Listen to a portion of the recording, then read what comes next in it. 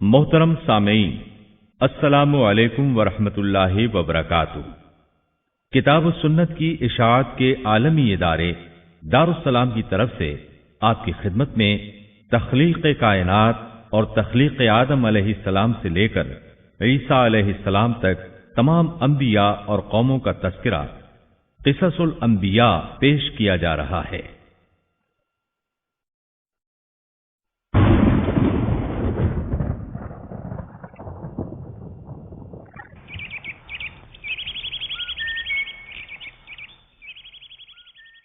اللہ تعالیٰ فرماتے ہیں، اللہ خالق کل شیء وہو علی کل شیء وکیل۔ اللہ ہر چیز کا پیدا کرنے والا ہے اور وہی ہر چیز پر قدرت رکھنے والا ہے۔ اللہ الذی خلق السماوات والارض وما بينهما في 6 أيام ثم استوى على العرش۔ اللہ تعالیٰ وہ ہے جس نے آسمانوں، زمین اور ان کے درمیان کی سب چیزوں کو 6 دن میں پیدا کر دیا، پھر عرش پر جلوہ فرما ہوا۔ مزید اللہ تعالیٰ سورۃ الحدید آیت 4 میں فرماتے ہیں، هو الذي خلق السماوات والأرض في 6 أيام ثم استوى على العرش يعلم ما يلج في الأرض وما يخرج منها وما ينزل من السماء وما يعرج فيها وهو معكم أينما كنتم والله بما تعملون بصير۔ وہی ہے جس نے آسمانوں اور زمین کو 6 دن میں پیدا کیا، پھر عرش پر جلوہ فرما ہوا۔ وہ خوب جانتا ہے اس چیز کو جو زمین میں جائے اور جو اس سے نکلے، اور جو آسمان سے نیچے آئے، اور جو کچھ اس میں چڑھ کر جائے، اور جہاں کہیں تم ہو وہ تمہارے ساتھ ہے، اور اللہ تمہارے اعمال کو دیکھ رہا ہے۔ اسی طرح اللہ تعالیٰ سورہ ہود آیت 7 میں فرماتے ہیں، وَهُوَ الَّذِي خَلَقَ السَّمَاوَاتِ وَالْأَرْضَ فِي 6 أَيَّامٍ وَكَانَ عَرْشُهُ عَلَى الْمَاءِ۔ اور اللہ ہی وہ ذات ہے جس نے 6 دن میں آسمانوں اور زمین کو پیدا فرمایا اور اس کا عرش پانی پر تھا۔ امام احمد بن حنبل رحمت اللہ علیہ نے ابو رزین عقیلی سے بیان کیا ہے، انہوں نے کہا، یا رسول اللہ، أين كان ربنا عز وجل قبل أن يخلق السماوات والأرض؟ فقال صلى الله عليه وسلم كان في عماء ما فوقه هواء وما تحته هواء ثم خلق عرشه على الماء۔ اے اللہ کے رسول صلی اللہ علیہ وسلم، آسمانوں اور زمین کو پیدا کرنے سے پہلے ہمارا پروردگار کہاں تھا؟ آپ نے فرمایا عما میں تھا، یعنی اللہ کے سوا کچھ بھی نہ تھا، نہ اس کے اوپر ہوا تھی اور نہ اس کے نیچے ہوا تھی، مطلب یہ کہ کچھ نہ تھا، پھر اس نے پانی پر اپنا عرش پیدا کیا۔ گویا یہ تھی مخلوق کی ابتدا۔ امام احمد، امام ترمذی، امام ابو داود اور بہت سے دوسرے محدثین رحمہم اللہ نے سیدنا عبادہ بن صامت رضی اللہ عنہ کی روایت بیان کی ہے۔ وہ کہتے ہیں، سمعت رسول اللہ صلی اللہ علیہ وسلم يقول ان اول ما خلق اللہ تبارک وتعالى القلم ثم قال له اكتب فجرى في تلك الساعة بما هو كائن إلى يوم القيامة۔ میں نے رسول اکرم صلی اللہ علیہ وسلم کو فرماتے ہوئے سنا، آپ فرما رہے تھے، بلا شبہ اللہ نے سب سے پہلے قلم کو پیدا کیا، پھر اللہ نے اس کو حکم دیا لکھ، چنانچہ وہ اسی وقت چل پڑا اور قیامت کے دن تک ہونے والی ہر چیز لکھ دی۔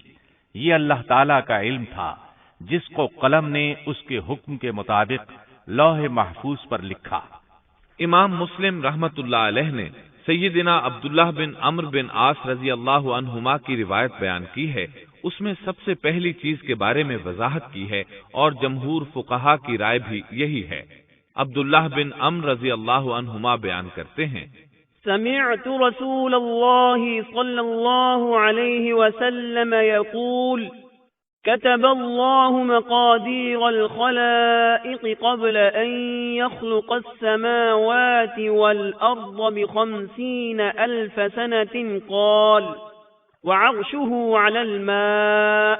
میں نے سنا آپ فرما رہے تھے، اللہ تعالیٰ نے آسمان و زمین کی پیدائش سے 50,000 سال پہلے تمام مخلوقات کی تقدیریں لکھ دیں، اور اس وقت اس کا عرش پانی پر تھا۔ اس حدیث مبارک سے واضح ہو گیا کہ سب سے پہلے پانی اور پھر پانی پر عرش پیدا کیا گیا، پھر قلم کی پیدائش ہوئی، اس نے تقدیر تحریر کی، پھر آسمان اور زمین کی تخلیق ہوئی، اور جس حدیث میں آیا ہے کہ ابتدا میں قلم کو پیدا کیا گیا، اس کا مطلب یہ ہے کہ اس جہان کی مخلوقات میں سب سے پہلے اس کا نمبر ہے، نہ کہ باقی تمام جہانوں کی مخلوقات میں پہلا نمبر ہے، اور اس کا تذکرہ بخاری شریف کی اس حدیث میں ہے۔ قال اہل الیمن لرسول اللہ صلی اللہ علیہ وسلم جئناك لنتفقه في الدين وليسألك عن أول هذا الأمر ما كان قال كان الله ولم يكن شيء قبله وكان عرشه على الماء وكتب في الذكر كل شيء وخلق السماوات والأرض۔ یمن سے آئے ہوئے ایک وفد نے رسول اللہ صلی اللہ علیہ وسلم سے کہا، ہم آپ کے پاس دین کی سمجھ اور ابتدائی خلق کے بارے میں پوچھنے کے لیے آئے ہیں، یہ کہ سب سے پہلے کیا چیز تھی؟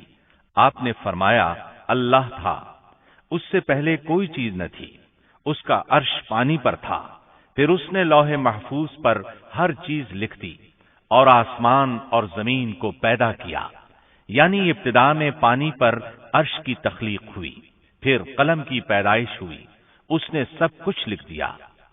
علماء کرام کا بیان ہے، قلم کے فوراً بعد لوح محفوظ کو پیدا کیا گیا، چنانچہ قلم نے لوح محفوظ میں ہر چیز لکھ دی۔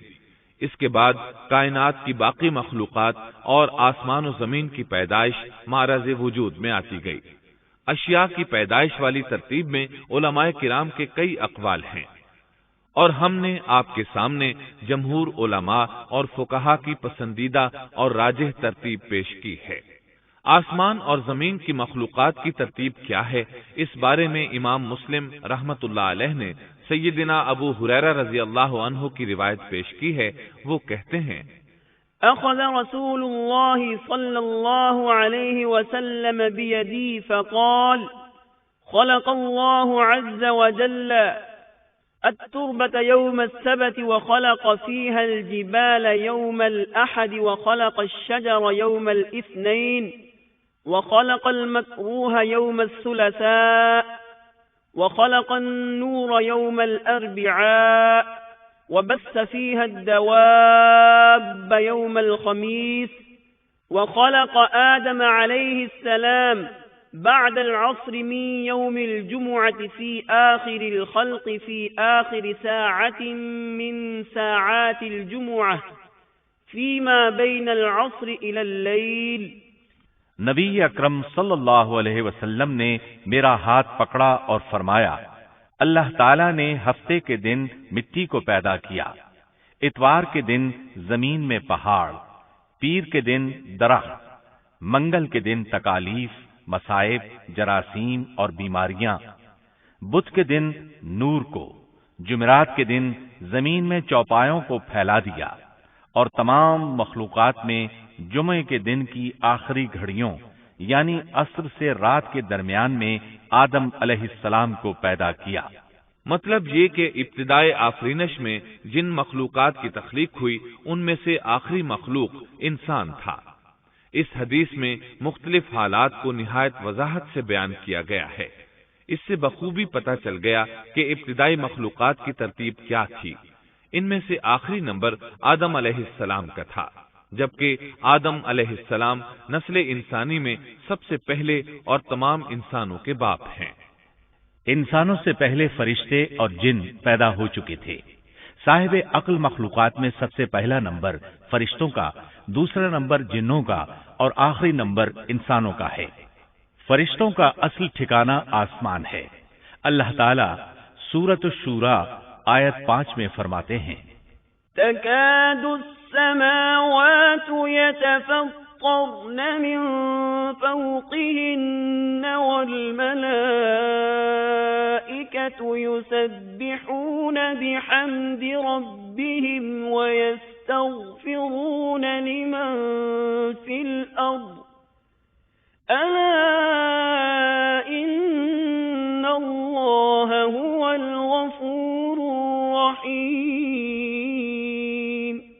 قریب ہے کہ آسمان اپنے اوپر سے پھٹ پڑے اور تمام فرشتے اپنے رب کی تسبیح اور تحمید بیان کر رہے ہیں اور زمین والوں کے لیے استغفار کر رہے ہیں۔ خبردار، اللہ تعالی معاف کرنے والا، رحمت کرنے والا ہے۔ مسلم شریف میں ہے، سیدہ عائشہ صدیقہ رضی اللہ عنہا سے روایت ہے کہ نبی اکرم صلی اللہ علیہ وسلم نے فرمایا، خلقت الملائکة من نور وخلق الجان من نار وخلق آدم مما وصف لكم۔ فرشتوں کو نور سے اور جنوں کو آگ سے پیدا کیا گیا اور آدم کو اس چیز سے پیدا کیا گیا جو تمہارے لیے بیان کر دی گئی، یعنی مٹی سے۔ فرشتوں کی تخلیق کے بعد جنوں کو پیدا کیا گیا۔ جنوں کو بھی انسانوں سے پہلے پیدا کیا گیا تھا، جیسا کہ اللہ تعالی سورۃ الحجر آیت 27 میں فرماتے ہیں، وَالْجَانَّ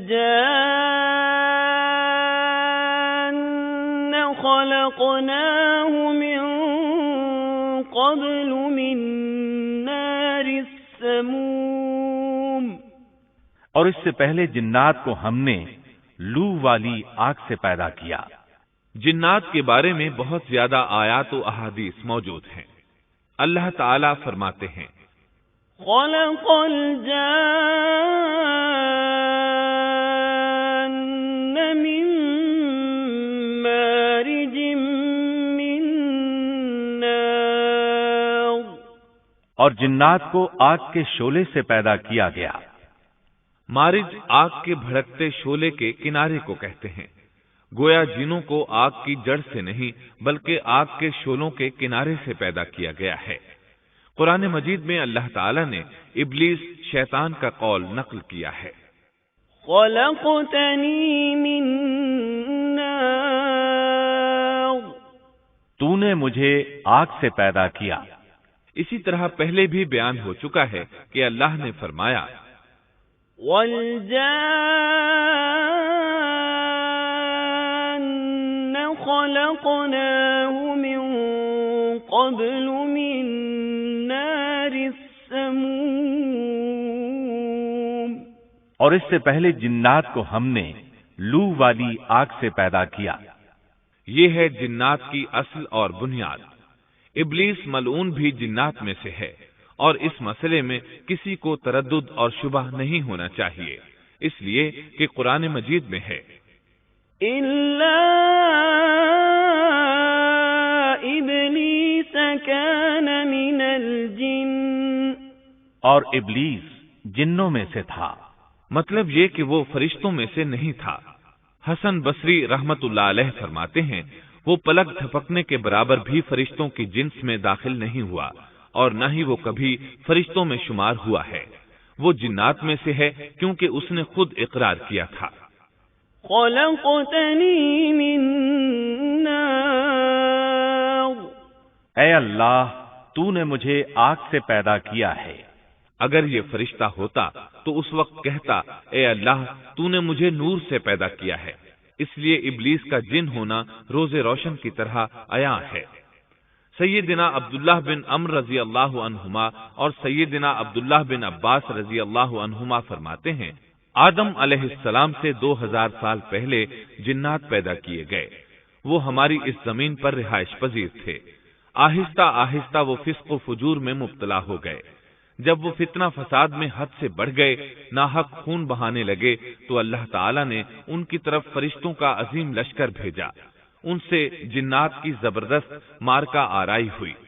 اس مارکا آرائی میں فرشتوں نے جنات کو تہس نہس کر دیا اور وہ سمندروں کی جزیروں میں پناہ لینے پر مجبور ہو گئے۔ زمین کے ہر بر اعظم سے انہیں جلا وطن کر دیا گیا، چنانچہ آج تک ان کا مسکن یہی جزیرے اور عظیم مراکز ہیں۔ یہ واقعہ آدم علیہ السلام کی تخلیق سے پہلے ہو چکا ہے۔ احادیث مبارکہ میں ہے کہ ابلیس ملعون کا ایک تخت ہے اور وہ تمام جنات کا سردار اور حکمران ہے۔ اس کا شاہی تخت پانی پر ہے، اگرچہ اس کی متعین جگہ ہمیں معلوم نہیں۔ یہاں تک ذکر تھا سیدنا آدم علیہ السلام کی پیدائش سے پہلے کا۔ اب ہم ذکر شروع کرتے ہیں آدم علیہ السلام کا۔ اللہ تعالیٰ فرماتے ہیں، وَمَا خَلَقْتُ الْجِنَّ وَالْإِنسَ إِلَّا لِيَعْبُدُونَ، اور میں نے جنوں اور انسانوں کو اپنی عبادت کے لیے پیدا کیا ہے۔ اللہ تعالیٰ نے ہمارے باپ کو کیوں پیدا فرمایا؟ ہمیں کیوں پیدا فرمایا؟ تاکہ ہم اس کی عبادت کریں، اگرچہ وہ عبادت کا محتاج نہیں، وہ تو بے نیاز ہے، البتہ ہم اس کے محتاج ہیں۔ اس کے اسماء بہترین اور حسین ہیں، وہ عالی شان صفات کا مالک ہے۔ اس نے اپنے ناموں کے آثار ظاہر کرنے کے لیے مخلوق کو پیدا فرمایا، رحمت کے آثار، قدرت کے آثار، جبر اور طاقت کے آثار اور حکمت کے آثار ظاہر کرنے کے لیے مخلوقات کو پیدا فرمایا، ورنہ وہ کسی چیز کا محتاج نہیں۔ آدم علیہ السلام کی تخلیق سے پہلے ہی اس بارے میں اللہ تعالیٰ کا فرشتوں سے مکالمہ ہوا۔ اللہ تعالیٰ نے فرمایا، وَإِذْ قَالَ رَبُّكَ لِلْمَلَائِكَةِ إِنِّي جَاعِلٌ فِي الْأَرْضِ خَلِيفَةً، اور جب تیرے رب نے فرشتوں سے کہا، میں زمین میں ایک خلیفہ بنانے والا ہوں۔ خلیفہ سے مراد ہے نائب، اور یہ کہ اس کی نسل میں سے ہر ایک دوسرے کا خلیفہ ہوگا۔ جبکہ سیدنا ابو بکر صدیق رضی اللہ عنہ نبی اکرم صلی اللہ علیہ وسلم کے خلیفہ ہوئے، سو اللہ نے ایک خلیفہ بنانے کا ارادہ فرمایا جو زمین میں حکومت کرے اور اس کو آباد کرے۔ چنانچہ اللہ تعالیٰ نے فرمایا، هُوَ أَنشَأَكُم مِّنَ الْأَرْضِ وَاسْتَعْمَرَكُمْ فِيهَا، اللہ تعالیٰ نے تمہیں زمین سے پیدا کیا اور اسی نے اس زمین میں تمہیں بسایا ہے۔ اللہ تعالیٰ کا ارادہ ہوا کہ زمین کو آباد کروائے، جبکہ جن اس قابل نہیں تھے، کیونکہ ان میں اس قدر عقل و دانش نہیں تھی کہ زمین کو پر رونق اور سرسبز و شاداب رکھ سکیں۔ علماء جنات کے بارے میں کہتے ہیں ان کا سب سے بڑا عقل مند جن انسانوں کے 10 سالہ بچے کے برابر عقل رکھتا ہے، اس لیے زمین کو آباد کرنے کی صلاحیت اللہ تعالیٰ نے انسان کو بخشی۔ اللہ نے انسان کو بہترین ڈھانچے اور حسین ترین شکل و صورت سے نوازا، پھر اپنی روح اس میں پھونکی۔ فرشتوں نے اس سے سوال کیا، قالوا أتجعل فيها من يفسد فيها ويسفك الدماء ونحن نسبح بحمدك ونقدس لك قال إني أعلم ما لا تعلمون، ایسی مخلوق کو کیوں پیدا کرتا ہے جو زمین میں فساد کرے اور خون بہائے، اور ہم تیری تسبیح، حمد اور پاکیزگی بیان کرتے ہیں۔ اس کے جواب میں اللہ نے فرمایا، جو میں جانتا ہوں تم نہیں جانتے۔ دراصل فرشتوں نے کسی طرح معلوم کر لیا تھا کہ آدم کی اولاد زمین میں فساد کرے گی، خون ریزی کرے گی، لیکن انہوں نے یہ بات اعتراض کے طور پر نہیں کہی تھی، کیونکہ ایسا اعتراض تو گناہ ہے، اور فرشتے پلک جھپکنے کے برابر اللہ کی معصیت اور نافرمانی نہیں کرتے، جیسا کہ ارشاد ہوتا ہے بل عباد مکرمون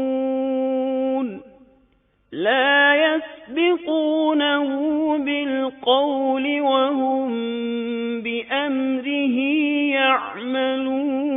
يعملون، بلکہ وہ تو نہایت معزز عبادت گزار ہیں، کسی بات میں اللہ پر پیش دستی اور سبقت نہیں کرتے اور اس کے حکم پر عمل کرتے ہیں۔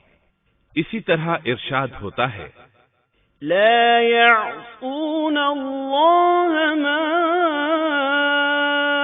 أمرهم ويفعلون ما يؤمرون، اللہ کے حکم کی نافرمانی نہیں کرتے بلکہ جو حکم دیا جائے بجا لاتے ہیں۔ اس لیے فرشتوں کا یہ پوچھنا وضاحت طلبی کے لیے تھا، وہ تو انسان کے پیدا کرنے کی وجہ پوچھ رہے تھے، وہ زمین میں جنات کے اعمال اور کرتوت کا مشاہدہ کر چکے تھے، یعنی اللہ تعالیٰ نے انہیں پیدا کر کے اختیار دیا تو وہ فتنہ و فساد اور فسق و فجور میں مبتلا ہو گئے، اور اب ایک اور مخلوق زمین میں بسائی جا رہی تھی، تو اس بات کا امکان تھا کہ یہ مخلوق بھی ان کے نقش قدم پر چلے، اس لیے فرشتوں نے تعجب اور حیرت کی بنا پر یہ سوال کیا تھا، اور پوچھنے کا مقصد یہ تھا کہ کیا یہ بھی جنوں کی طرح ہوں گے؟ اس طرح انہیں یہ خدشہ لاحق ہوا کہ شاید ان سے اللہ کی عبادت میں کوتاہی یا کمی واقع ہوئی ہے، جس کی وجہ سے اللہ کو نئی مخلوق پیدا کرنا پڑی۔ اس لیے ان کی بات میں یہ بھی تھا کہ ہم تیری حمد اور ثنا بیان کرتے ہیں۔ بہرحال ان کے سوال کے دو مقصد تھے، کیا یہ جنوں کی طرح فساد کرنے والی قوم ہے؟ کیا ہم سے تیری عبادت میں کوتاہی ہوئی ہے؟ اس پر اللہ تعالیٰ نے فرمایا، جو میں جانتا ہوں وہ تم نہیں جانتے۔ اس موقع پر فرشتوں کے ذہنوں میں ایک اور بات بھی آئی، وہ آپس میں کہنے لگے کہ اللہ تعالیٰ جو بھی مخلوق پیدا کرے گا وہ ہم سے زیادہ معزز اور عالم نہیں ہو سکتی۔ یعنی جب فرشتوں نے باقی مخلوقات کا جائزہ لیا، مثلا آسمان، زمین، پہاڑ، جن، چوپایوں وغیرہ کا، تو انہوں نے سوچا یہ ہم سے زیادہ مرتبے والی نہیں ہے، لہذا یہ مخلوق بھی پیدا ہو رہی ہے تو یہ ہم سے زیادہ مرتبہ نہیں رکھتی، یہ ہمارا خاص مقام ہے کہ اللہ کی تسبیح میں مصروف ہیں، کفر سے محفوظ ہیں، ہر حکم بجا لاتے ہیں، اللہ کے تمام احکامات پورے کرتے ہیں، آسمان اور زمین میں اس کا حکم نافذ کرتے ہیں، اور اللہ کے نزدیک ہم سب سے زیادہ شرف والے ہیں۔ لہذا اگر یہ نئی مخلوق انسان بھی پیدا ہو جائے تو کیا ہوا، ہم سے زیادہ معزز اور علم والی تو نہیں ہوگی۔ بہرحال جب اللہ تعالیٰ نے آدم کو پیدا کیا تو زمین کی مٹی لانے کا حکم فرمایا، چنانچہ اللہ تعالیٰ کے پاس مٹی لائی گئی۔ امام ترمذی، ابن حبان اور امام احمد رحمت اللہ علیہ نے ایک حدیث بیان کی ہے جس کے الفاظ کچھ یوں ہیں، ان اللہ تعالی خلق آدم من قبضة قبضها من جميع الارض فجاء بنو آدم على قدر الارض فجاء منهم الأحمر والأبيض والأسود وبين ذلك والسهل والحزن والخبيث والطيب۔ اللہ تعالیٰ نے آدم علیہ السلام کو مٹی کی ایک مٹھی سے پیدا فرمایا، اس مٹی کو اللہ تعالیٰ نے پوری زمین سے اٹھوایا تھا، یہی وجہ ہے کہ آدم کی اولاد زمین کے لحاظ سے ہی ظہور پذیر ہوئی، بعض سرخ رنگ کے ہیں تو بعض سیاہ اور بعض سفید اور کچھ اس کے درمیان میں ہیں، بعض نیک ہیں بعض خبیث اور کچھ پاکیزہ قسم کے ہیں۔ انسان کی تخلیق مٹی سے شروع ہوئی، اس مٹی کو پانی سے تر کیا گیا تو یہ طین بن گئی، اسی وجہ سے قرآن مجید کی بعض آیات میں تراب کا لفظ آیا ہے۔ تراب خشک مٹی کو کہتے ہیں، اور بعض آیات میں طین کا لفظ آیا ہے۔ طین تر اور بھیگی مٹی کو کہتے ہیں۔ اللہ تعالیٰ فرماتے ہیں، خلقہ من تراب، یعنی آدم کو تراب سے پیدا کیا گیا۔ مٹی کی عام حالت کو تراب کہتے ہیں۔ اور فرمایا اذ قال ربك للملائكة انی خالق بشرا من طین، جب آپ کے رب نے فرشتوں سے کہا کہ میں مٹی سے بشر کو پیدا کرنے والا ہوں۔ جب اس مٹی کو پانی سے زیادہ بھگویا گیا تو وہ لیسدار ہونا شروع ہو گئی، اسی لیے اللہ تعالیٰ نے فرمایا انا خلقناهم من طین لازب، ہم نے انسان کو لیسدار اور چپکنے والی مٹی سے پیدا کیا۔ پھر اللہ تعالیٰ نے اپنے مبارک ہاتھوں سے انسان کا ڈھانچہ تیار کیا۔ اللہ نے فرمایا خلقت بیدی، میں نے اپنے دونوں ہاتھوں سے پیدا کیا۔ اللہ تعالیٰ نے انسان کی خلقت فرشتوں کے سپرد نہ کی، بلکہ بذات خود اسے تخلیق کے مراحل سے گزارا اور اپنے ہاتھوں سے اس کی تصویر کشی کی۔ اللہ نے انسان کو پہلے ایک مورتی کی صورت میں ڈھالا، اس کے بعد ایک مقررہ مدت تک چھوڑے رکھا، یہاں تک کہ گیلی مٹی خشک ہو گئی اور اس کا رنگ سیاہ ہو گیا، بدبو آنے لگی، پھر وہ کھنکھناتی مٹی میں بدل گئی اور آخرکار آگ پر پکی ہوئی مٹی یعنی فخار ٹھیکری کی صورت اختیار کر گئی، جس سے مٹکے وغیرہ تیار کیے جاتے ہیں۔ سیاہ مٹی کو ہما ان کہتے ہیں اور بدبودار کو مسنون کہتے ہیں، اور کھنکھنا کر بولنے والی مٹی کو سلسال کہتے ہیں، اور ٹھیکری کی طرح کی مٹی کو الفخار کہتے ہیں۔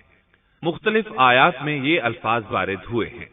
وَلَقَدْ خَلَقْنَاكُمْ ثُمَّ صَوَّرْنَاكُمْ، ہم نے تمہیں پیدا کیا اور پھر ہم ہی نے تمہاری صورت بنائی۔ اور فرمایا وَلَقَدْ خَلَقْنَا الْإِنسَانَ مِنْ صَلْصَالٍ مِنْ حَمَإٍ مسنون، اور یقیناً ہم نے انسان کو کھنکھناتی خشک مٹی سے پیدا کیا جو کہ بدبودار اور سیاہ گارے سے خشک ہوئی تھی۔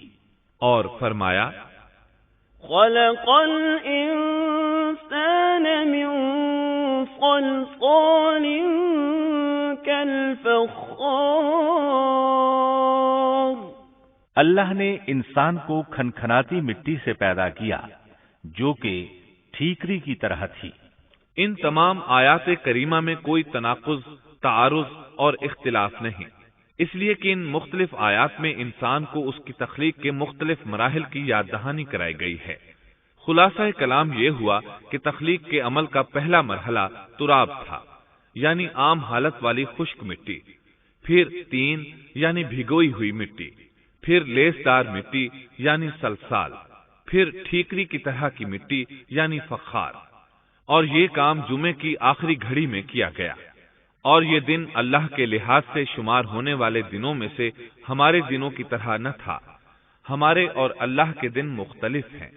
تخلیق آدم دراصل اللہ کا کرشمہ ہے، انسانوں کو ایک صورت عطا کی گئی۔ اس مرحلے کا تذکرہ بخاری اور مسند احمد کی ایک روایت میں ہے۔ خلق اللہ آدم وطوله 60 ذراعا فكل من يدخل الجنة على صورة آدم فلم يزل الخلق ينقص حتى الآن، اللہ نے آدم کو پیدا کیا اور ان کا قد 60 ہاتھ یا 60 میٹر لمبا تھا۔ تمام جنتی لوگ اس قد آدم کے ساتھ جنت میں داخل ہوں گے، اور اس وقت سے لے کر آج تک مخلوق کا قد کم ہوتا چلا آ رہا ہے۔ بعد والے لوگ گزشتہ زمانے کے لوگوں سے ہمیشہ چھوٹے قد کے ہوتے چلے آ رہے ہیں۔ بہرحال سب سے پہلے اور سب سے لمبے انسان آدم علیہ السلام تھے۔ امام احمد نے منفرد طور پر ایک روایت بیان کی ہے، اس میں رسول اکرم صلی اللہ علیہ وسلم نے آدم علیہ السلام کی لمبائی 60 ہاتھ یعنی 60 میٹر اور چوڑائی 7 ہاتھ بیان فرمائی ہے۔ سبحان اللہ! سیدنا آدم کس قدر ضخیم اور عظیم مخلوق تھے۔ صحیح مسلم اور مسند احمد کی روایت میں ہے، لما خلق الله آدم تركه ما شاء أن يدع فجعل إبليس يطيف به ينظر إليه فلما رآه أجوف عرف أنه خلق لا يتمالك۔ اللہ نے آدم کو پیدا کیا تو اسے اپنی منشا کے مطابق کچھ عرصہ ڈھانچے کی صورت میں چھوڑے رکھا۔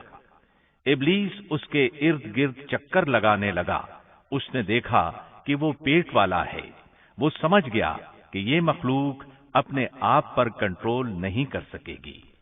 اس حدیث سے معلوم ہوتا ہے کہ انسانوں کی طرح جنات کا پیٹ نہیں ہے، صرف انسان ایسا ہے جس کا اندر والا حصہ کھوکھلا ہے۔ بہرحال اللہ نے انسان کو اس شکل و صورت میں پیدا فرمایا۔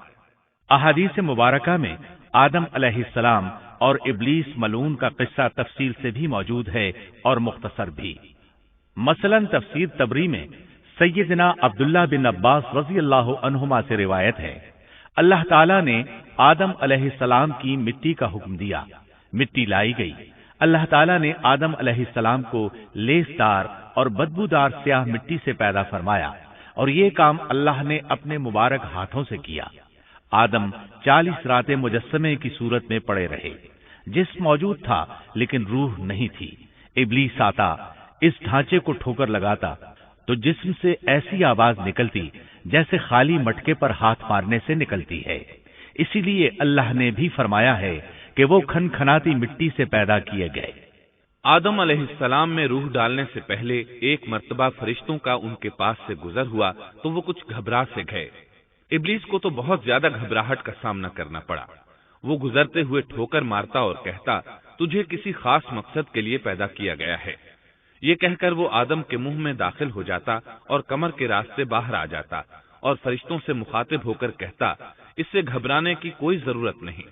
اگر مجھے اس پر مسلط کر دیا گیا تو میں یقیناً اسے ہلاکت میں ڈال دوں گا، اور اگر اسے مجھ پر مسلط کر دیا گیا تو بلا شبہ میں اس کی نافرمانی کروں گا۔ اندازہ کیجئے وہ تعجب کر رہا ہے کہ انہیں کیوں پیدا کیا گیا ہے۔ اس کی آدم علیہ السلام سے دشمنی کس قدر پرانی ہے، گویا ابتدا ہی سے یہ عداوت پر ڈٹ گیا تھا۔ بہرحال اللہ نے آدم میں روح پھونکی۔ اس مضمون کو قرآن مجید میں جا بجا ذکر کیا گیا ہے۔ اللہ تعالیٰ فرماتے ہیں، فَإِذَا سَوَّيْتُهُ وَنَفَخْتُ فِيهِ مِنْ رُوحِي فَقَعُوا لَهُ سَاجِدِينَ۔